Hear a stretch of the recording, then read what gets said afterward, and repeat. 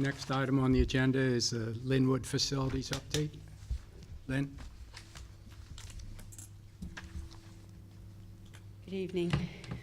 I'm Lynn Blausch from CB Development. We're the owners reps for the school district as it relates to construction and capital improvements. We're here tonight to provide an overview of the Lynnewood option study.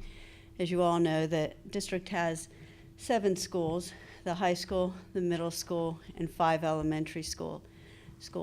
The middle school had an extensive renovation starting in 2009 and was completed in 2012.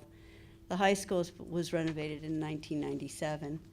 Of the 5 elementary schools, 2 are new. Chestnut Wald was completed as a new building in 2006, and Manoa was completed in 2008. The remaining 3 elementary schools, Chatham Park, Coopertown, and Lynnewood, were all constructed in the 1950s and have received over the years some renovations. But the district has asked us to, assess them once again, which they do every 5-10 years, to see what, if anything, needs to be done. During this process, it became very clear that Lynnewood, of the 3 elementary schools, is in the most need of attention.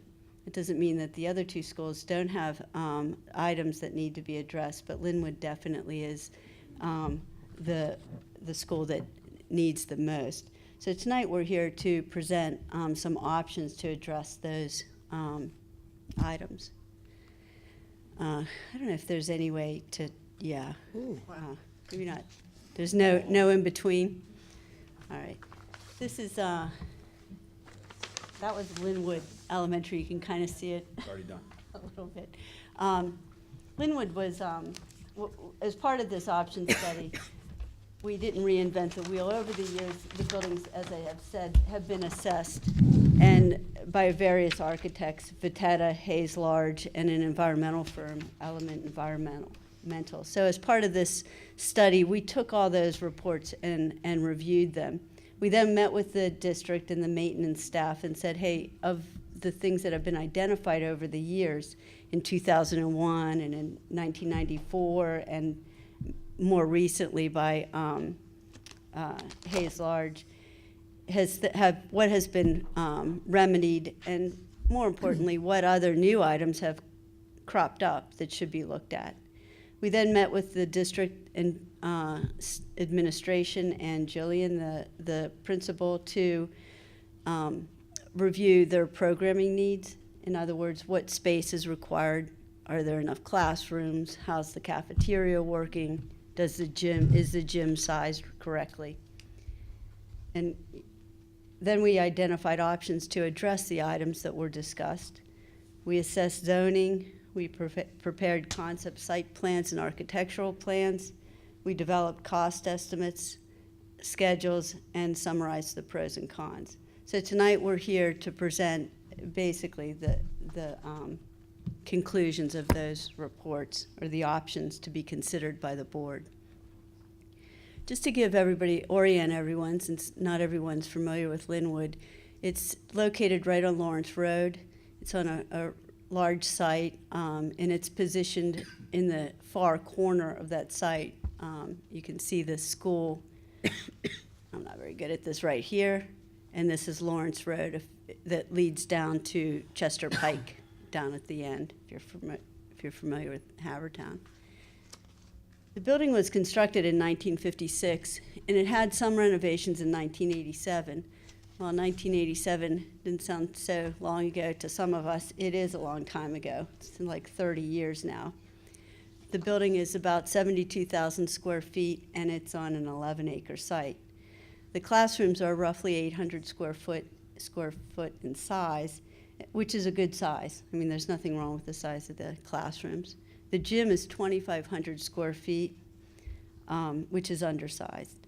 The boilers were replaced in 1987, and typically boilers have a life expectancy of about 35 years. So we're approaching it. The mechanical system had some minor upgrades during the 1998 and 2000 realm when the district replaced it completely, the piping in Chatham Park and Coopertown. Lynnewood's piping wasn't addressed during those renovations in the late 1990s, primarily because they were replaced in '87. Now that it's 30 years later, they're in need of replacement. The unit ventilators, just so for everybody's benefit, we don't have them here, but they're basically in all the elementary schools at the perimeter windows. It provides the heating system. You run hot water through it, and the air blows through it and ventilates the classroom with hot air. The domestic water heater was replaced in '97, which it has a 15-year life expectancy, which you can tell now that it should be breaking down tomorrow. The clocks and the PA speakers were replaced in 1997, and those have a life too from a technological standpoint. The roof was replaced in 2002, the auditorium had some cosmetic improvements, and the site vehicular pattern was improved slightly in 2006. The bottom line is, if you look at this, is that while there have been some improvements over the years, nothing significant has happened at this school since 1987. Unlike Chatham Park and Coopertown, who had their windows replaced and their exterior wall panels replaced in 2006, I believe. And they had, in the 1998s, most of their piping was replaced and their unit ventilators were replaced. Lynnewood had the lighter touch during that 97 renovations because it had the heavy touch in '87. So just to talk a little bit about the function of the building, it contains 2 levels and it doesn't have an elevator. The district recently put in stair lifts to address some of the ADA issues, but it is still not the best. The gym, the art room, and cafeteria are on the lower level and are not accessible then, with the exception of these chairlift. The cafeteria is undersized and it's in an awkward location. The gym is 2,500 square feet, which, as I mentioned earlier, is undersized. For comparison purposes, the new Chestnut-Walled and Manoa gyms are roughly 5,500 square feet, more than double the size. The building is currently using portables because there's not enough classroom space. And the use of these portables are problematic from a function standpoint in that if a child's in the portable and they need to use the restroom, they have to walk through outside unsecured and get back in the building. And we have the buildings locked down for security reasons, so it requires the teacher to leave with them. So from a function standpoint, it's not the best. The building is not air conditioned, and as we mentioned earlier, the mechanical system is at the end of its life expectancy.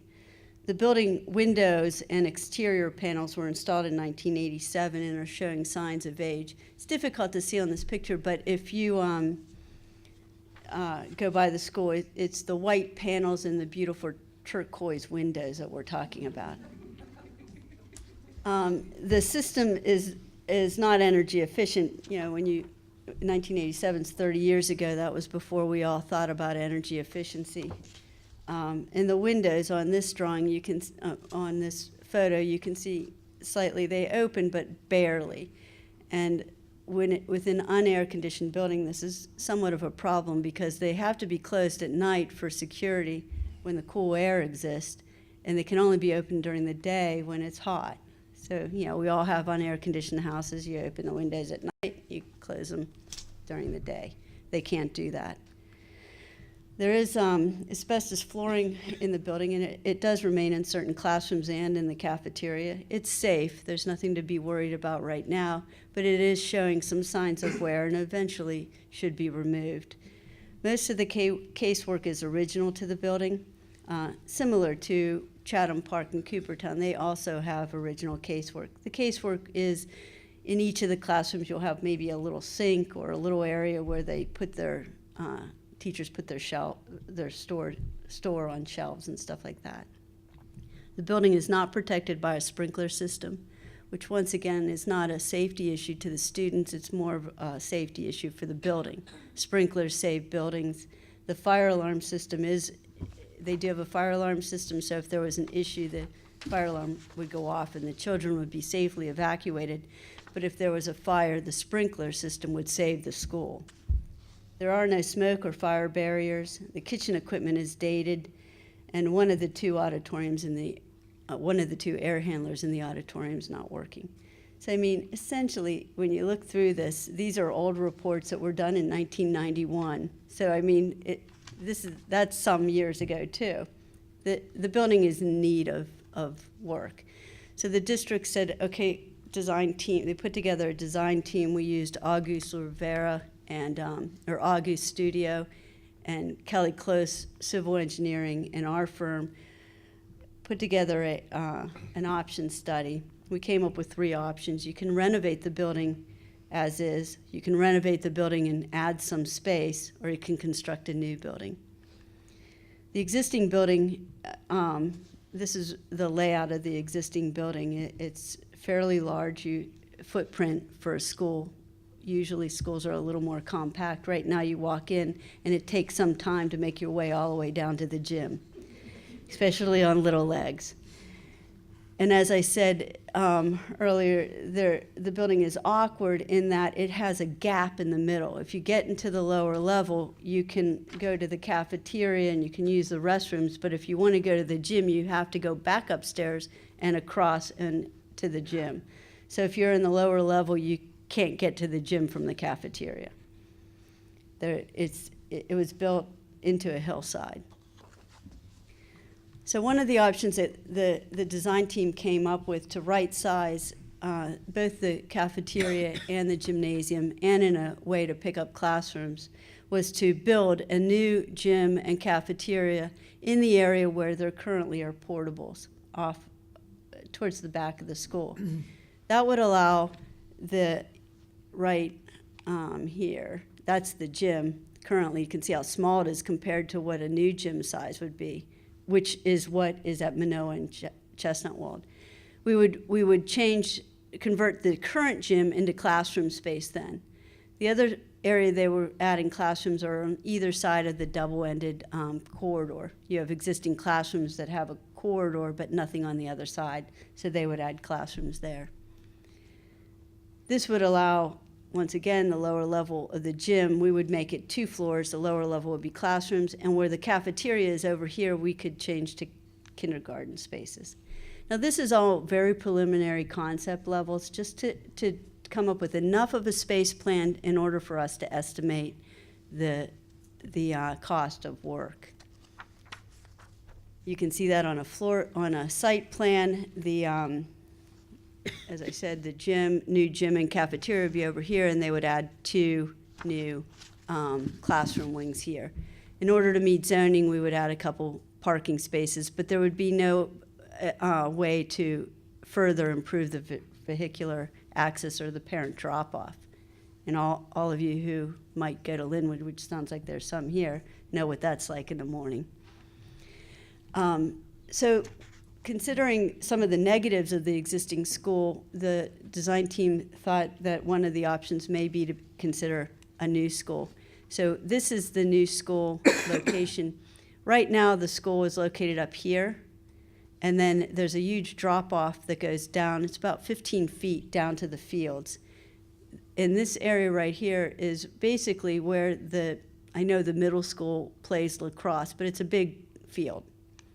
And the school fits there perfectly. This layout mimics the current Manoa, with the classroom wing here and the specials, what I call the gym, the cafeteria, and the library, in a wing that can be isolated from the classroom wing, so you could use it for community use. You can lock it down, and nobody would have access to the classroom wing, but they could get into the building.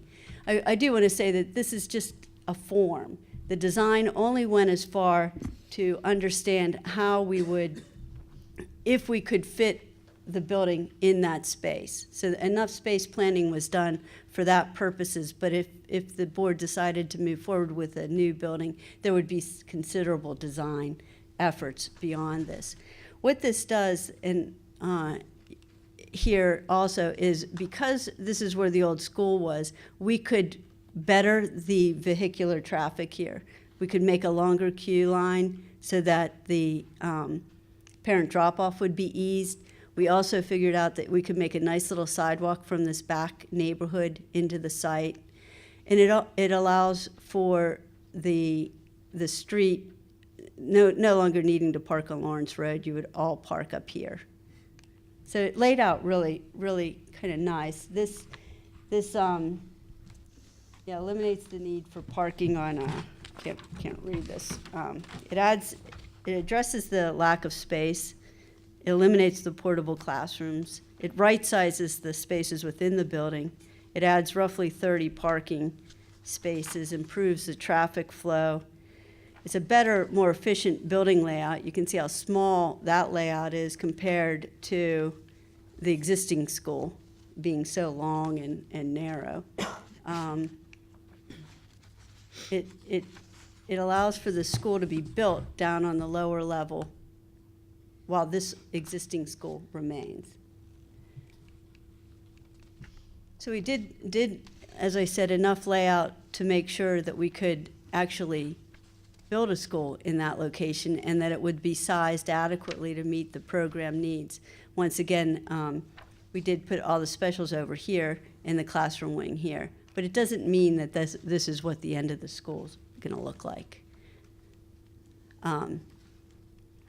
Here's what it would look like in a massing diagram. This is Lawrence Road. You can see the school sitting here. The play fields are in the back. You have parking all along here. So it's it just is a better use of the site.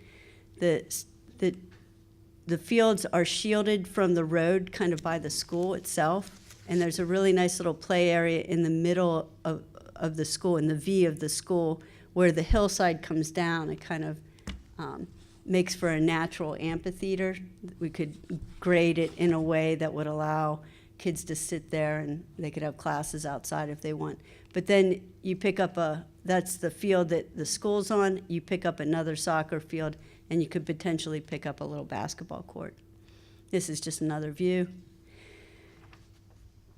The other part of the option was to estimate it, so we needed to come up with a preliminary schedule in order, because time is money.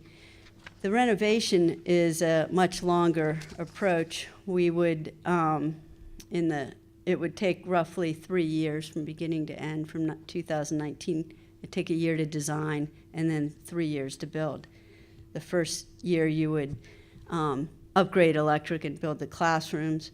Second year you would demo the existing portables and construct the new buildings. And then the third phase you would convert the existing cafeteria and gym to classrooms. And the fourth phase you would renovate the rest of the building. In all cases, we would be working around the children, but there'd be no doubt that it would be a renovation while occupied. The district has done that in the past with the middle school, and it was successful. It's a little more difficult in this situation, I won't kid you, because during the middle school, which our firm managed on behalf of the district, we moved the district offices out, which freed up 15,000 square feet, which allowed for room for we call it swing space, that we could create classrooms while we renovated the other classrooms. In elementary school, when you have little or limited space already, there's nowhere to do that. So it would be a challenge. It's a challenge that can be met, but it would be a challenge, and it would be a long renovation. Like I said, it would be at least 3 years, if not 4. In the new scenario, you would build the new building on the lower field independent of the school. So the school could function up above while the district was building down below. The last summer, the school would be demolished because you would need to construct the new entrance and the new parking space before the beginning of the school year. And then you would grade and seed the new fields. So just to give you like a little summary, those are the options. So then we sat back and said, okay, let's look at them in a comparison. From a building size, the function, which is the most important, how the school operates. If you renovate, you have about a 67,000 square foot school, and that includes the modulars that are outside. You have 28 classrooms. As it sits, speaking with the district and the principal, they are really in need of additional classrooms. So under the renovation option, we added classrooms. You pick up eight classrooms in either the renovate with additions or a new construction. That compares to Manoa, basically. We use Manoa as a guide. That doesn't mean that the end result will be that it will be exactly the same size as Manoa. We just thought for comparison purposes, to make a decision whether you renovate only, renovate with additions, or build new, it made sense to have a baseline to shoot for, so we used Manoa as a baseline. In the renovate with additions, we are able to right-size the cafeteria and the gym. Likewise, in the new. In the renovate only, you have no class, you have still needing of classrooms, you still have a bad undersized cafeteria and undersized gym, and your music is out in the portables. The disbenefit in the new and with the additions is you don't have an isolated auditorium. Instead, it's very similar to Manoa and Chestnut Walled. It's combined with the cafeteria, which is the way most schools do it now. The pros and cons with respect to street access, we mentioned that a little bit when we were going over the site plans. There's no change in either the renovate only or the renovate with additions. In the new construction, you lengthen the drive, which improves parent drop-off. Street access doesn't change in any of the options. It's a state highway or state road, so we wouldn't want to change any of the curb cuts so we can avoid having to deal with PennDOT. The number of parking spots, which seems always to be a problem, can be increased in the renovate with addition by 10, and it gets up to 138 in the new, plus we have 28 overflow in the what would be the basketball court. And once again, this is all just to give you a relative sense. It doesn't mean that this is the way it will end up. The function of the fields is much better in the new. It repositions the building where it would most likely have made most sense even when it was built on the lower level, and it positions the field in the rear and away from the street of Lawrence Road. In the renovate and renovate with addition, you don't affect the current lacrosse/soccer field. In the new, you have the same lacrosse soccer field, but in addition, you pick up a small soccer field. It's not a regulation field, but it's enough for the little kids to play soccer. And you pick up a basketball court. The play areas are not changed in the renovation. When we renovate with addition, we actually reduce the play areas because we take up space for the classroom wings. And in the new, it is a really nice little area that shielded that amphitheater area where the kindergarten classrooms would open up into. That would be the play area. And the disbenefit in the new is you would lose the existing fields during construction. Now probably the most important thing is cost. So the relative costs are $17 million to renovate. And once again, these are meant to be relative, not absolute. Renovate with addition is 26.5, and the new construction is 32. These numbers were, we hired an outside party, Becker Frondorf did the estimating. They looked at the design that was done, the layouts, the square footage. That's why we had to go to the extent we did in order to get estimated numbers. These numbers reflect a relative sense so that you can make a decision on the relative difference between new, renovate with additions, or renovate. It doesn't mean that we won't sharpen our pencils and try to get these numbers fine-tuned during the design process. The period for construction is a year longer in the renovation, and it's at least a year longer, if not more. So the other things is that both the renovation with addition and the new both address ADA issues. The cafeteria location is still not the best when you put it up, plunk it back where the portables are. It's still pretty remote. The new construction, absolutely, when you do new, you can better lay it out. You get more efficient use of the school, and you don't have that gap in the middle of the building. What's not listed here as a benefit is that in the new construction, you're renovating separate from the kids, and the teachers. So that is definitely a benefit. The delta between the renovation with new and the renovation with addition and new is roughly $5 million. We all know that renovation is more risky, so that $5 million could be reduced during the period of construction, but right now we're saying that would be what you should consider the delta.